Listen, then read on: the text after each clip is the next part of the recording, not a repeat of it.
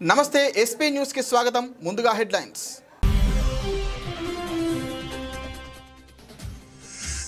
GST council సమావేశంలో కీలక నిర్ణయాలు. 22వ తేదీ నుంచే తగ్గుతున్న నిత్యావసరాల ధరలు. పేదలు మధ్యతరగతికి గణనీయంగా ఊరట.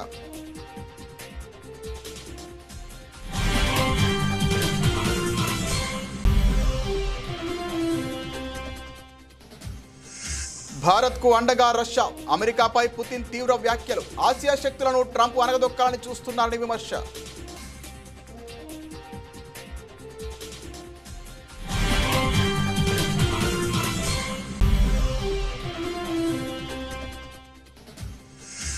ట్రంప్ ప్రభుత్వానికి కోర్టులో గట్టి షాక్. హార్డ్వర్డ్కు అనుకూలంగా కీలక తీర్పు. $1 బిలియన్ పరిశోధన నిధుల నిలిపివేత చట్టవిరుద్ధమని స్పష్టీకరణ.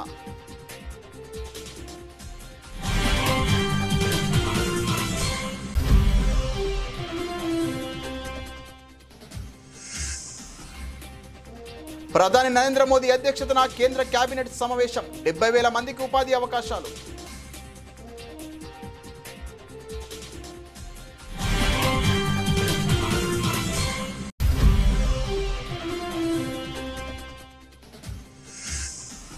మొబైల్ గ్యాలరీలో ఆధార్, పాన్ ఫోటోలు ఉంచొద్దు. ఫిక్కీ హ్యాక్ ప్రూఫ్ సదస్సులో సైబర్ సెక్యూరిటీ నిపుణులు రక్షిత్ టాండన్ సూచన.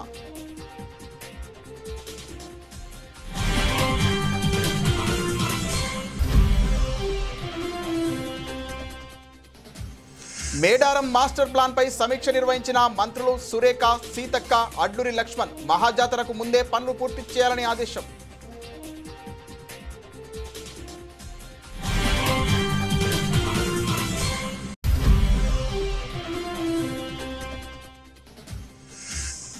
కేంద్రం తెచ్చిన జీఎస్టీ సంస్కరణలను స్వాగతించిన సీఎం చంద్రబాబు. ఇవి పేదలకు, రైతులకు మేలు చేసే నిర్ణయాలన్న ముఖ్యమంత్రి.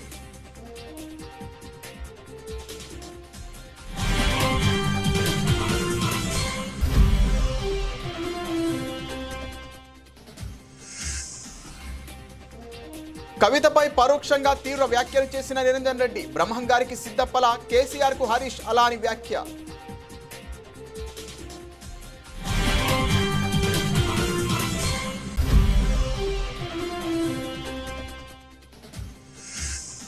కనీసం యూరియా ఇవ్వలేని అసమర్థ ప్రభుత్వం అంటూ మండిపడ్డ శాసన మండలి ప్రతిపక్ష నేత బొత్స సత్యనారాయణ. ఇదేనా చంద్రబాబు సుదీర్ఘ పాలన అనుభవం అంటూ నిలదీత.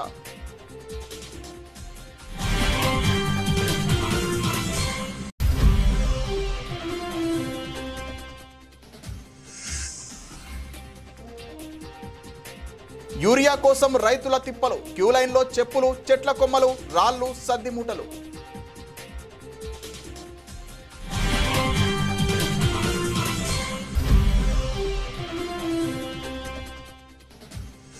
ప్రజాస్వామ్యం గురించి లోకేష్ మాట్లాడడం సిగ్గుచేటు. పులివెందుల జెడ్పీటీసీ ఎన్నికలో రిగ్గింగ్ చేసి గెలిచిన విషయం మరిచారా అంటూ మండిపడ్డ మాజీ MLA P Rabindranath Reddy.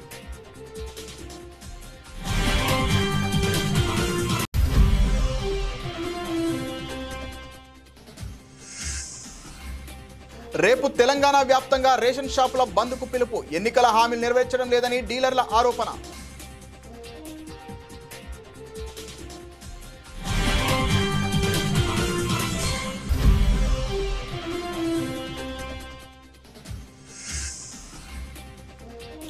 US open లో భారత సంచలనం. తొలిసారి సెమీస్ లో యూకీ బామ్రీ. కెరీర్ లో తొలిసారి గ్రాండ్ స్లామ్ సెమీఫైనల్ కు భారత ఆటగాడు.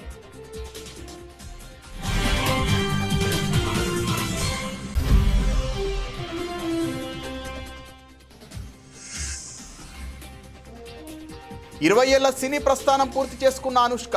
ఘాటీతో తొలిసారి పూర్తిస్థాయి యాక్షన్ పాత్రలో స్వీటీ.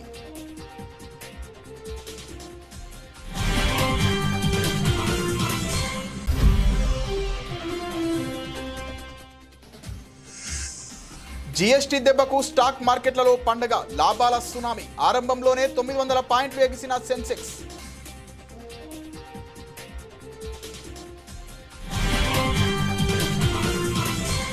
దేశంలో జీఎస్టీ సంస్కరణలకు లైన్ క్లియర్ అయింది. పేదలు మధ్యతరగతికి ఊరటనిచ్చేలా పన్ను స్లాబుల కుదింపునకు జీఎస్టీ కౌన్సిల్ పచ్చ జెండా ఊపింది. దీంతో ప్రస్తుతం 5, 12, 18, 28% ఉన్న పన్ను రేట్లలో 5, 18 పన్ను రేట్లు మాత్రమే కొనసాగనున్నాయి. హానికర విలాస వస్తువులపై 40% ప్రత్యేక పన్ను విధిస్తారు. ఎప్పటి నుంచో ప్రజలు కోరుతున్న మేరకు ఆరోగ్య, జీవిత బీమాలపై జీఎస్టీ పూర్తిగా రద్దయింది. బుధవారం జరిగిన జీఎస్టీ కౌన్సిల్ భేటీ అనంతరం కేంద్ర ఆర్థిక మంత్రి నిర్మలా సీతారామన్ ఈ వివరాలు వెల్లడించారు. దుర్గా నవరాత్రుల మొదటి రోజు అయిన సెప్టెంబర్ 22 తేదీ నుంచి జీఎస్టీ సంస్కరణలు అమల్లోకి వస్తాయని ప్రకటించారు. దేశంలోని సాధారణ ప్రజలకు ప్రయోజనం కలిగించేందుకే జీఎస్టీ సంస్కరణలు చేపట్టామని నిర్మలా సీతారామన్ చెప్పారు. The Honorable Prime Minister actually set the tone for the next generation reforms on the 15th of August when he spoke from the Red Fort. And he desired that we give the benefit to the people at the earliest. He mentioned Deepavali, but I'll go through the decisions in detail a bit. But this reform is not just on rationalizing rates. It's also on structural reforms. It's also on ease of living, so that businesses can do their business of working together with the GST with a great ease. So we have corrected inverted duty structure problems. We've resolved classification related issues, and we have ensured that there will be stability and predictability about the GST.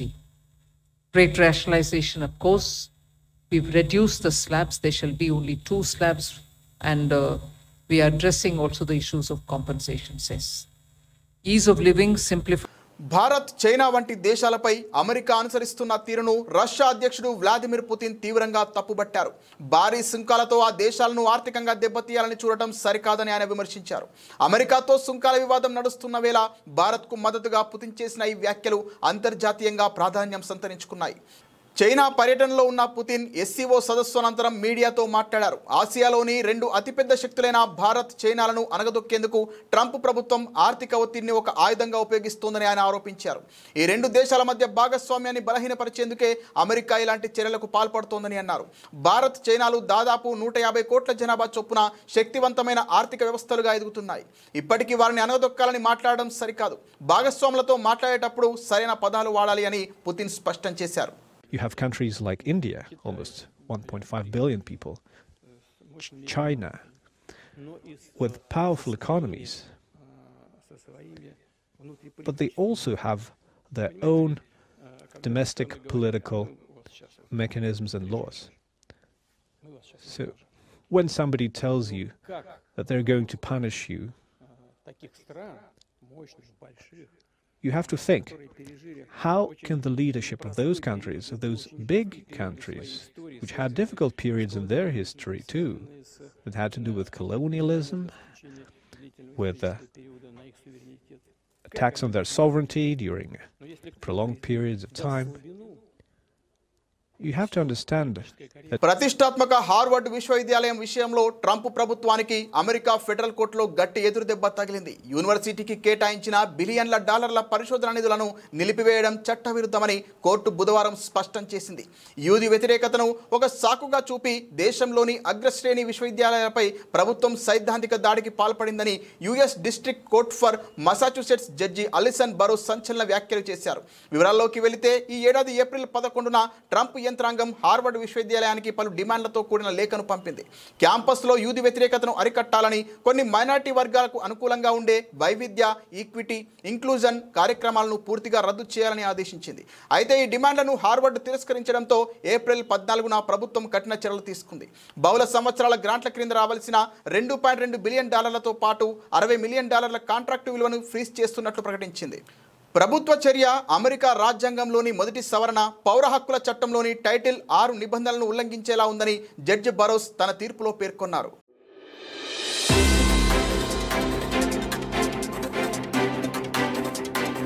ప్రధాని నరేంద్ర మోదీ అధ్యక్షతన కేంద్ర మంత్రివర్గం సమావేశమైంది. ఈ సమావేశంలో కీలక నిర్ణయాలకు ఆమోదముద్ర వేసింది. దేశంలో కీలకమైన ఖనిజాల రీసైక్లింగ్ ను ప్రోత్సహించడానికి 1500 కోట్ల ప్రోత్సాహక పథకానికి ఆమోదం తెలిపింది. ఈ పథకం 2025-26 ఆర్థిక సంవత్సరం నుండి 2030-31 సంవత్సరం వరకు 6 సంవత్సరాల కాలానికి వర్తిస్తోంది. ఇది కీలకమైన ఖనిజాల వెలుగుతీత కోసం బ్యాటరీ వ్యర్థాలు, ఈ వ్యర్థాలను రీసైకిల్ చేసే సామర్థ్యాన్ని ప్రోత్సహిస్తోంది. కొత్త యూనిట్లలో పెట్టుబడి పెట్టడంతో పాటు ఇప్పటికే ఉన్న యూనిట్ల విస్తరణ, ఆధునీకరణ, వైవిధ్యీకరణకు ఈ పథకం వర్తిస్తోంది. యూనిట్కు మొత్తం ప్రోత్సాహకం కింద పెద్ద యూనిట్లకు 50 కోట్లు, చిన్న యూనిట్లకు 25 కోట్ల గరిష్ట పరిమితి ఉంటుంది. పథకం దాదాపు 8,000 కోట్ల పెట్టుబడిని తీసుకువస్తోందని, దాదాపు ప్రత్యక్షంగా పరోక్షంగా 70,000 ఉద్యోగాలను తీసుకువస్తాయని భావిస్తున్నారు. ఈ పథకం నేషనల్ క్రిటికల్ మినరల్ మిషన్ NCMMలో భాగంగా ఉంటుంది. భారత్లో ఇలాంటి ఖనిజాల దేశీయ సరఫరా పెంచడం, సరఫరా గెలుపును బలోపేతం చేయడం దీని లక్ష్యం. సకాలంలో ఉత్పత్తిని ప్రారంభించే వారికి పూర్తి సబ్సిడీ ఇవ్వబడుతుంది. ఆలస్యమైతే తక్కువ సబ్సిడీ ఇస్తారు. రెండోది ఓపెక్స్ సబ్సిడీ. దీని కింద బేస్ ఇయర్ 2025-26తో పోలిస్తే పెరిగిన అమ్మకాలకు బహుమతులు సైతం ఇస్తారు. 2026-27 నుండి 2030-31 వరకు మొదటి దశలో 40% సబ్సిడీ, 5వ సంవత్సరం వరకు 60% సబ్సిడీ ఇస్తారు. ఈ పథకం కింద కొన్ని పరిమితులు విధించారు. పెద్ద పరిశ్రమలకు మొత్తం సబ్సిడీ 50 కోట్ల వరకు, చిన్న పరిశ్రమలకు, స్టార్టప్లకు 25 కోట్ల వరకు ఉంటుంది.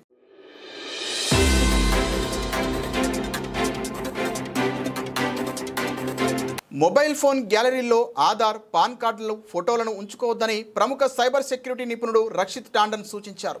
వ్యక్తిగత సమాచారానికి సంబంధించిన ముఖ్యమైన ఫోటోలు, సమాచారాన్ని డిజిలాకర్లలో భద్రపరచుకోవాలని చెప్పారు. ఫిక్కీ లేడీస్ ఆర్గనైజేషన్ FLO ఆధ్వర్యంలో జరిగిన హ్యాక్ ప్రూఫ్ సదస్సులో రక్షిత్ పాల్గొన్నారు. ఈ సందర్భంగా రక్షిత్ మాట్లాడుతూ కొన్ని యాప్లను ఇన్స్టాల్ చేసుకునేటప్పుడు మొబైల్ గ్యాలరీ యాక్సెస్ తీసుకుంటాయని, అందువల్ల గ్యాలరీలో ఆధార్, పాన్ కార్డు, ఫోటోలు ఉంచుకోవడం సురక్షితం కాదని తెలిపారు. అన్నిటికీ ఒకే పాస్వర్డ్ పెట్టుకోకూడదని, పాస్వర్డ్లు బలంగా ఉండాలని, పాస్వర్డ్లను ఎప్పటికప్పుడు మార్చుకోవాలని సూచించారు. అలాగే మల్టీ ఫ్యాక్టర్ అథెంటికేషన్ను ఆన్ చేసుకోవాలని తెలిపారు. సైబర్ సెక్యూరిటీపై, సైబర్ నేరాలు ఎలా జరుగుతున్నాయనే అంశాలపై ప్రతి ఇంట్లో చర్చలు జరపాలని సూచించారు. కాగా ఆన్లైన్లో ఎలా నడుచుకోవాలనే డిజిటల్ హైజీన్ను పిల్లలకు నేర్పించాల్సిన బాధ్యత తల్లిదండ్రులేనని రక్షిత్ టాండన్ స్పష్టం చేశారు. ఇక ఈ కార్యక్రమంలో పాల్గొన్న సైబర్ సెక్యూరిటీ బ్యూరో డైరెక్టర్ శిఖా గోయల్ మాట్లాడుతూ సైబర్ నేరగాళ్లు వినియోగించే ఫోన్ నెంబర్లకు ఇన్కమింగ్ సేవలు ఉండవని, కొత్త నెంబర్ల నుంచి వచ్చిన ఫోన్లను తీయకపోవడమే ఉత్తమమని సూచించారు.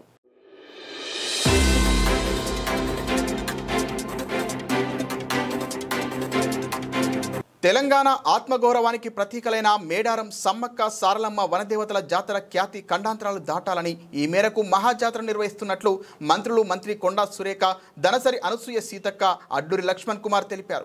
జాతర ఏర్పాట్లు, ప్రాంగణంలో శాశ్వత నిర్మాణాలపై మంత్రులు సచివాలయంలో దేవాదాయ శాఖ మంత్రి ఛాంబర్లో ఉన్నత స్థాయి సమీక్ష నిర్వహించారు. సమీక్షలో దేవాదాయ శాఖ ముఖ్య కార్యదర్శి శైలజ రామయ్యర్, ములుగు కలెక్టర్ దివాకర్, ఇతర ఉన్నతాధికారులు పాల్గొన్నారు. ఈ సందర్భంగా మేడారం పూజారుల సూచనల మేరకు వనదేవతల ప్రాంగణ నూతన డిజైన్ను మంత్రులు పరిశీలించారు. డిజైన్లలో చేయాల్సిన మార్పులపై సూచనలు చేశారు. మేడారం నిర్వహణ పనులను మహాజాతరలోపు పూర్తి చేసేలా చర్యలు చేపట్టాలని అధికారులు, నిర్మాణ సంస్థను మంత్రులు ఆదేశించారు. భక్తుల సందర్శనార్థం వనదేవతల గద్దెల ఎత్తు పెంచాలని పూజారులు మంత్రుల దృష్టికి తీసుకురాగా తగిన మేరకు డిజైన్లు మార్చాలని సూచించారు. భక్తుల సందర్శనార్థం సమ్మక్క సారలమ్మ, పడిగిద్దరాజు, గోవిందరాజుల గద్దెలు ఒకే వరుస క్రమంలో ఉండేలా ఏర్పాటు చేయాలని ఆదేశించారు. తద్వారా ఎలాంటి జాప్యం లేకుండా వనదేవతలను భక్తులు దర్శించుకునేందుకు అనువుగా ఉంటుందని మంత్రులు చెప్పారు. గత జాతర అనుభవాలను దృష్టిలో ఉంచుకొని మరిన్ని ఏర్పాట్లు చేయాలని, జాతర సమయంలో భక్తులకు సహాయపడేందుకు వాలంటీర్లను నియమించాలని సూచించారు. ఆదివాసీ సంస్కృతి సాంప్రదాయాలకు అనుగుణంగా మేడారం పరిసరాలను తీర్చిదిద్దాలన్నారు. ఈసారి మహాజాతరకు ప్రభుత్వం 150 కోట్లు కేటాయించిందని మంత్రులు తెలిపారు.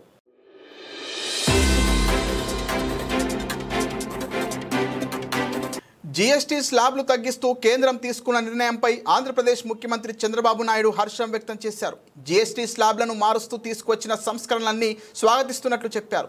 ఫలితంగా నిత్యావసరాలు, విద్య, ఆరోగ్య రంగం, వ్యవసాయ ఉత్పత్తులకు సంబంధించిన పన్నుల్ని గణనీయంగా తగ్గుతాయని చెప్పారు. ఈ నిర్ణయం పేదలకు వరంగా, అభివృద్ధి కారకంగా ఉంటుందని చంద్రబాబు పేర్కొన్నారు. సమాజంలోని వేర్వేరు వర్గాలకు, ప్రత్యేకించి రైతుల నుంచి వ్యాపారుల వరకు ప్రయోజనం కలుగుతుందని చెప్పుకొచ్చారు.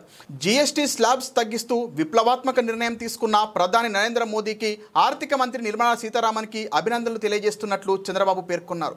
పౌరులకు ఉపకరించేలా తీసుకున్న ఈ నెక్స్ట్ జనరేషన్ జీఎస్టీ సంస్కరణలు పన్నుల వ్యవస్థను వ్యూహాత్మకంగా మార్చడంతో పాటు ప్రతి భారతీయుడి జీవన ప్రమాణాలను మెరుగుపరుస్తాయని సీఎం చంద్రబాబు స్పష్టం చేశారు.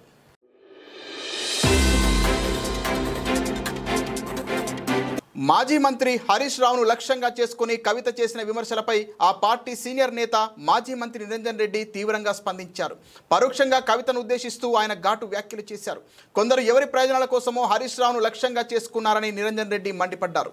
పార్టీకి అండగా నిలవాల్సిన సమయంలో ప్రత్యర్థులకు బలం చేకూర్చేలా మాట్లాడడం బాధాకరమని ఆవేదన వ్యక్తం చేశారు. ఈ తరహా వ్యాఖ్యల వెనుక ఉన్న అజెండా ఏంటో ప్రజలు గమనిస్తున్నారని ఆయన అన్నారు. ఏదైనా సమస్య ఉంటే చర్చించుకోవడానికి వేరే పద్ధతులు ఉంటాయని సూచించారు. పార్టీ ఆవిర్భావం నుంచి హరీష్ రావు ఉన్నారని నిరంజన్ రెడ్డి గుర్తు చేశారు. బ్రహ్మం గారికి సిద్ధప్ప ఎలాగో కేసీఆర్ కు హరీష్ రావు అలాంటి వాడు.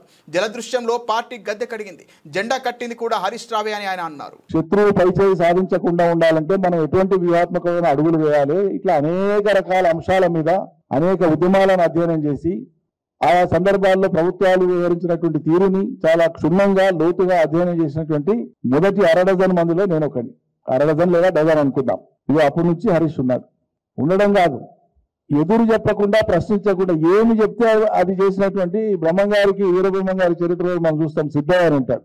నేను నా జీవితం నాకంటే హరీష్ 10-11 ఏళ్ళు చిన్నవాడు వయసులో. హరీష్ రావు గారైనా సంబోధించారా? ఆనాటి పరిస్థితులు నేను ఎమరు వేసుకుంటున్నా కాబట్టి హరీష్ అని సంబోధిస్తున్నా అనేదా భావించేవారు.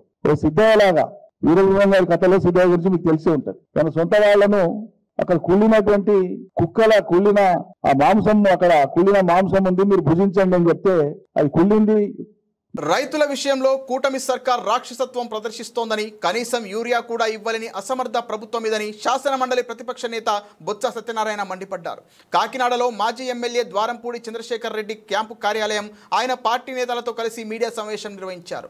ఈ సందర్భంగా బొత్స సత్యనారాయణ మాట్లాడుతూ సుదీర్ఘ పాలనా అనుభవం ఉందని పదే పదే చెప్పుకునే చంద్రబాబుకు వ్యవసాయ సీజన్లో రైతులకు ఏ మేరకు ఎరువులు కావాలో ముందుగానే ప్రణాళికను సిద్ధం చేసుకోవాలనే విషయం తెలియదా అని ప్రశ్నించారు. కూటమి ప్రభుత్వ రైతు వ్యతిరేక విధానాలకు నిరసనగా యూరియా కొరత, పంటలకు మద్దతు ధరలపై అన్ని ఆర్టీఓ కార్యాలయాల వద్ద ఆందోళన నిర్వహించి డిమాండ్ పత్రాలను సమర్పిస్తున్నట్లు తెలిపారు. ప్రాంతాల్లో ఈ రైతులతో కలిసి యూరియా గురించి ఇప్పటికీ చాలా అధికారులను కలడం, వాళ్ళ మీద ఒత్తిడి చేస్తూ ఉన్నాం. అయినప్పుడు కామన్గా రాష్ట్రం అంతా కూడా రేపు 9వ తేదీ నాడు అన్ని ఆర్టీఓ ఆఫీసుల్లోనూ రైతాంగంతో రైతు సంఘాలతో కలిసి రైతుల కోసం యూరియా తాలూకా డిమాండ్ మీద వెంటనే ఫుల్ఫిల్ చేసి అందుబాటులో తేవడానికి ఒక కార్యాచరణ రూపొందించి 9వ తేదీన ఆర్టీఓ ఆఫీసులకి వినతి పత్రాలు ఇవ్వాలని మనం నిర్ణయించాం. యావత్ ఉమ్మడి రాష్ట్రంలో ఆంధ్రులందరికీ కూడా సంబంధించిన ఒక ఫ్యాక్టరీ 32 మంది బలిదానాలతో వచ్చిన ఫ్యాక్టరీ అది. ఎంతోమంది పెద్దలు దానికోసం ప్రాంతీయాలు చేయడం.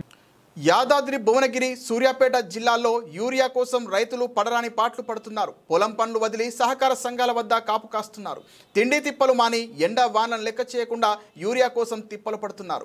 యాదాద్రి జిల్లా అడ్డుగూడూరులో సహకార సంఘం వద్దకు గురువారం తెల్లవారుజామునే రైతులు, మహిళలు పెద్ద సంఖ్యలో చేరుకున్నారు. భారీగా లైన్ ఉండడంతో వారిని చూసిన అధికారులు ఒక్కొక్కరికి ఒక్కో బస్తా మాత్రమే ఇస్తామని చెప్పారు. కోపోద్రిక్తులైన అన్నదాతలు అధికారులతో వాగ్వాదానికి దిగారు. తమకు 2 బస్తాలు కావాలంటూ వాదించారు. దీంతో అక్కడ కొద్దిసేపు ఉద్రిక్త పరిస్థితి నెలకొంది. అయితే ఉన్న కాడికి ఇస్తామని, ఎంతమందికి వస్తాయో తెలియదని అధికారులు చెప్పేశారు. మరోవైపు సూర్యాపేట జిల్లా ఆత్మకూరు ఎస్ మండలంలోని ఏపూర్లో బుధవారం రాత్రే సహకార సంఘం వద్దకు రైతులు చేరుకున్నారు. గురువారం ఉదయం పెద్ద సంఖ్యలో అన్నదాతలు పెద్ద సంఖ్యలో తరలి రావడంతో చెప్పులు, కర్రలు, టిఫిన్ బాక్సులు, రాళ్లు, చెట్ల కొమ్మలు లైన్లో పెట్టారు.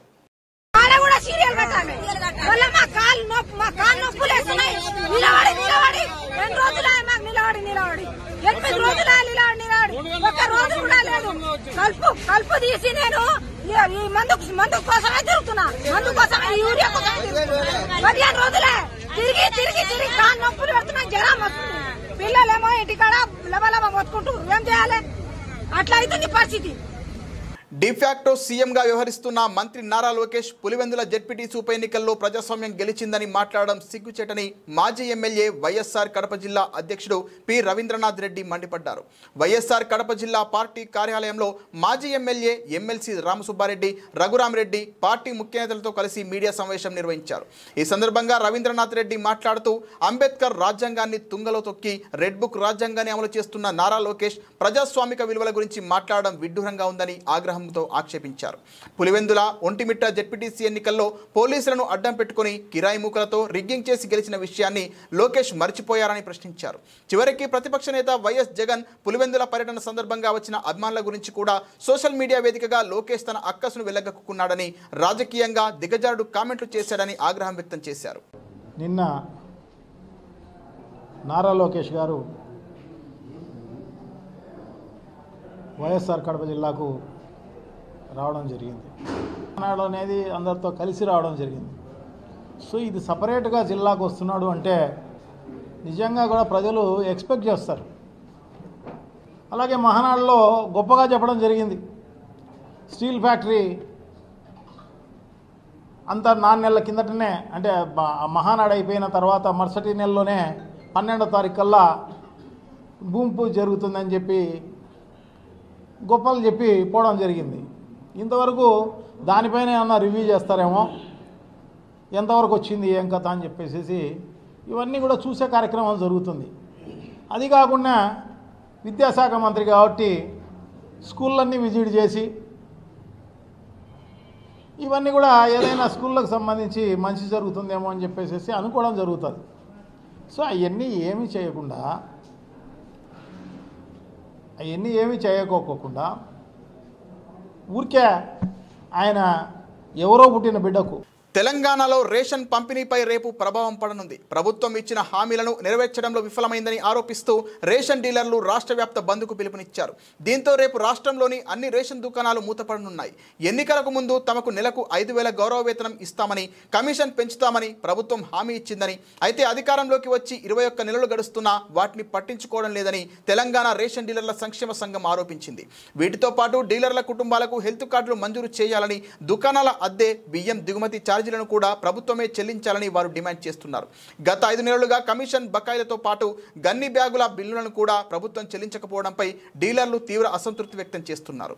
తమ సమస్యల పట్ల ప్రభుత్వం ఉదాసీనంగా వ్యవహరిస్తోందని రాష్ట్ర రేషన్ డీలర్ల సంఘం అధ్యక్షుడు బత్తుల రమేష్ బాబు విమర్శించారు.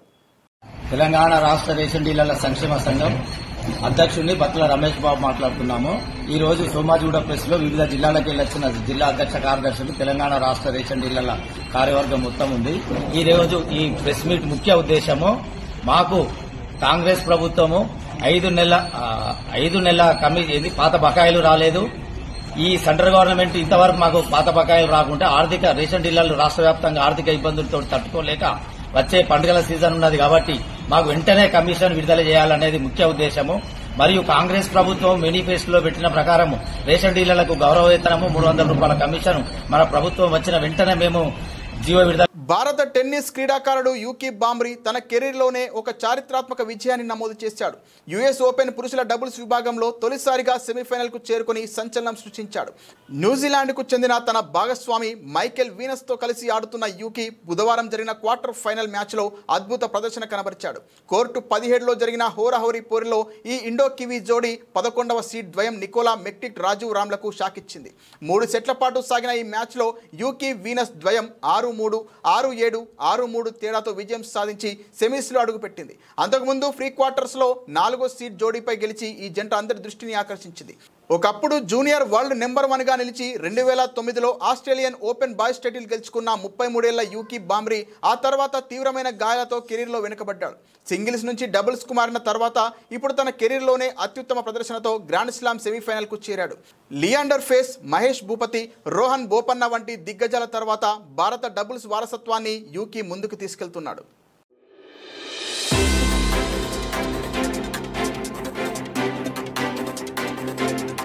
తెలుగు తెరపై 2 దశాబ్దాలుగా తనకంటూ ప్రత్యేక స్థానాన్ని సంపాదించుకున్న నటి అనుష్క శెట్టి ఇప్పుడు మునుపెన్నడూ చూడని సరికొత్త అవతారంలో ప్రేక్షకులను పలకరించేందుకు సిద్ధమవుతున్నారు. అరుంధతి, రుద్రమదేవి, భాగమతి వంటి చిత్రాలతో లేడీ ఓరియంటెడ్ సినిమాలకు కొత్త నిర్వచనం ఇచ్చిన ఆమె ఇప్పుడు ఘాటీ చిత్రంతో తన కంఫర్ట్ జోన్ దాటి పూర్తిస్థాయి యాక్షన్ పాత్రలో కనిపించనున్నారు. తన 20 ఏళ్ల సినీ ప్రస్థానం పూర్తయిన సందర్భంగా ఏర్పాటు చేసిన విలేకరుల సమావేశంలో అనుష్క ఈ సినిమాకు సంబంధించిన ఎన్నో ఆసక్తికర విషయాలను పంచుకున్నారు. ఘాటీ తన కెరీర్లో ఒక ప్రత్యేక చారిత్రకమైన చిత్రమని అనుష్క తెలిపారు. ఇప్పటి వరకు నేను చేయని పాత్ర ఇది. ఇందులో చాలా కోణాలుంటాయి. ప్రేక్షకులు నన్ను కొత్తగా చూస్తారు. నా కెరీర్లో అరుంధతి, రుద్రమదేవి లాంటి పాత్రలు ఎంత బలమైనవో ఘాటిలోని శీలావతి పాత్ర కూడా అంతే శక్తివంతమైంది. అయితే ఈ పాత్ర కోసం నేను నా కంఫర్ట్ జోన్ నుంచి పూర్తిగా బయటకు వచ్చి నటించాల్సి వచ్చిందని ఆమె వివరించారు. దర్శకుడు క్రిష్, రచయిత చింతకింది శ్రీనివాసరావు కథ చెప్పినప్పుడే ఎంతో ఆసక్తి కలిగిందని, వెంటనే ఈ సినిమా చేయడానికి ఒప్పుకున్నానని అన్నారు. సరదాగా మాట్లాడుతూ నేను సరోజ లాంటి పాత్రతో సినిమా అడిగితే క్రిష్ గారు నాకు ఘాటి ఇచ్చారు. ఇది నాకు లభించిన అత్యుత్తమ స్క్రిప్ట్లలో ఒకటి అని నవ్వుతూ చెప్పారు.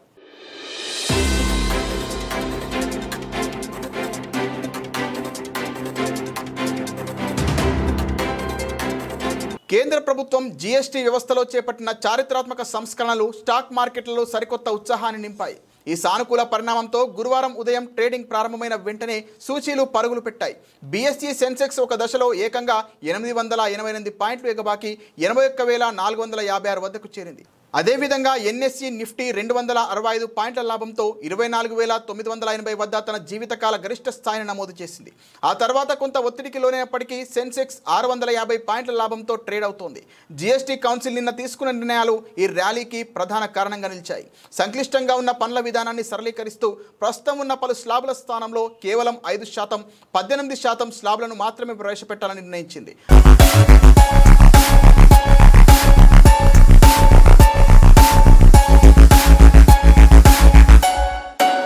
బులెటిన్ ముగించే ముందు హెడ్లైన్స్ మరోసారి.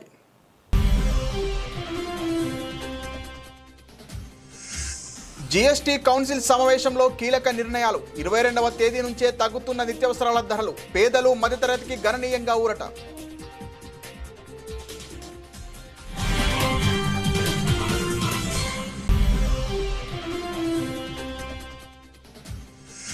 భారత్కు అండగా రష్యా. అమెరికాపై పుతిన్ తీవ్ర వ్యాఖ్యలు. ఆసియా శక్తులను ట్రంప్ అనగదొక్కాలని చూస్తున్నారని విమర్శ.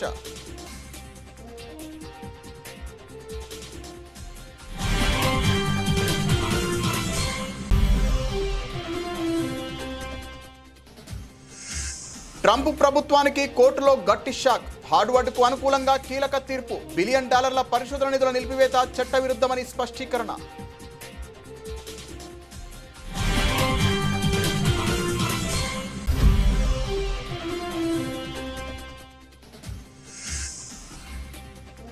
ప్రధాని నరేంద్ర మోదీ అధ్యక్షతన కేంద్ర కేబినెట్ సమావేశం. 70,000 మందికి ఉపాధి అవకాశాలు.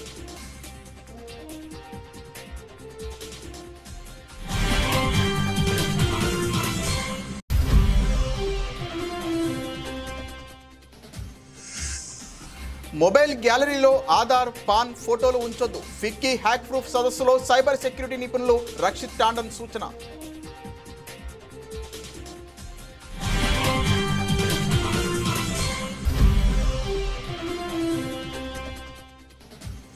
మేడారం మాస్టర్ ప్లాన్ పై సమీక్ష నిర్వహించిన మంత్రులు సురేఖ, సీతక్క, అడ్లూరి లక్ష్మణ్. మహాజాతరకు ముందే పనులు పూర్తి చేయాలని ఆదేశం.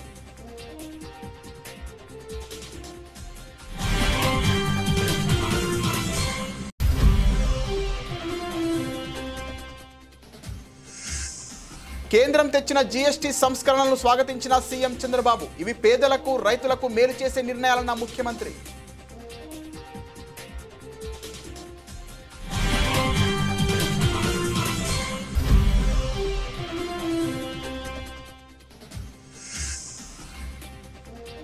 కవితపై పరోక్షంగా తీవ్ర వ్యాఖ్యలు చేసిన నిరంజన్ రెడ్డి. బ్రహ్మంగారికి సిద్ధప్పల, కేసీఆర్కు హరీష్ అలా అని వ్యాఖ్య.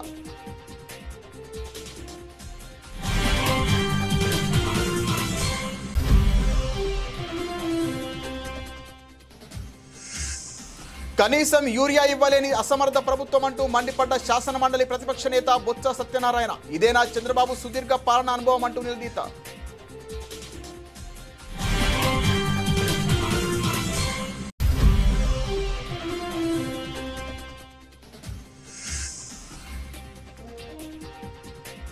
యూరియా కోసం రైతుల తిప్పలు. క్యూ లైన్లో చెప్పులు, చెట్ల కొమ్మలు, రాళ్లు, సద్ది మూటలు.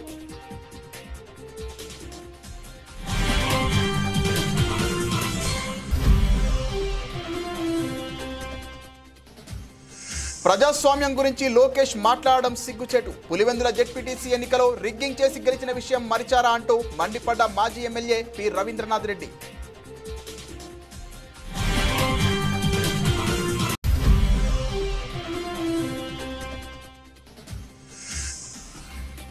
రేపు తెలంగాణ వ్యాప్తంగా రేషన్ షాపుల బంద్కు పిలుపు. ఎన్నికల హామీలు నెరవేర్చడం లేదని డీలర్ల ఆరోపణ.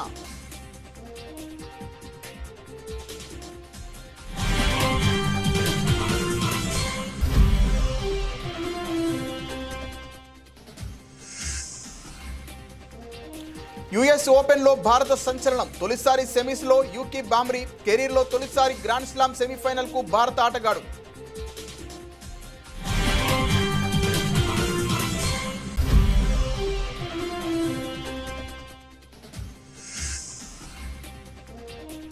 ఇరవై ఏళ్ల సినీ ప్రస్థానం పూర్తి చేసుకున్న అనుష్క. ఘాటీతో తొలిసారి పూర్తిస్థాయి యాక్షన్ పాత్రలో స్వీటీ.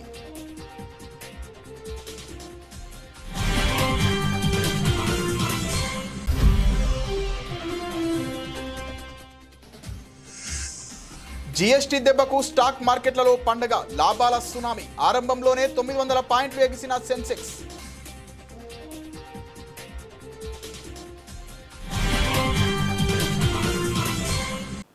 ఇది ఇవాల్టి బులెటిన్. మరిన్ని వార్తల సమాహారంతో మళ్ళీ కలుద్దాం. నమస్తే.